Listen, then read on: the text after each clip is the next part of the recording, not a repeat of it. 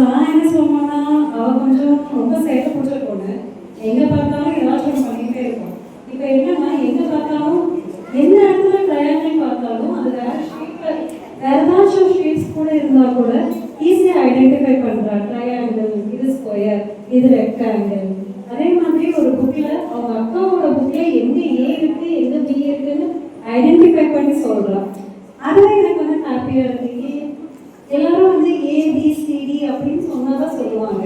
இங்க இவ வந்து ஒரு பைல் ஆஃப் வேர்ட்ஸ் இருந்ததுன்னா அதுல வந்து எங்க ஏ இருக்குன்னு கேட்டா கூட ஈஸியா ஐடென்டிஃபை பண்ணி சொல்றாங்க.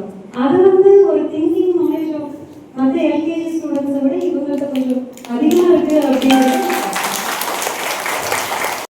நான் படிக்க மாட்டேன்னு நினைச்சேன். ஆனா வந்து சொல்லி கொடுத்தாலும் உடனே புரிஞ்சுட்டா நான் சொல்றதுக்கு முன்னாடியே புக் பார்த்து இப்படின்னு சொல்லிடுறாரு. ஆனால் சார் நான் வந்து ஜாயின் பண்ணும்போது ரொம்ப பயப்பட்டேன். எல்லாரும் சொல்லி சொல்கிற மாதிரி தான் சொல்கிறாங்க அப்படின்ற மாதிரி.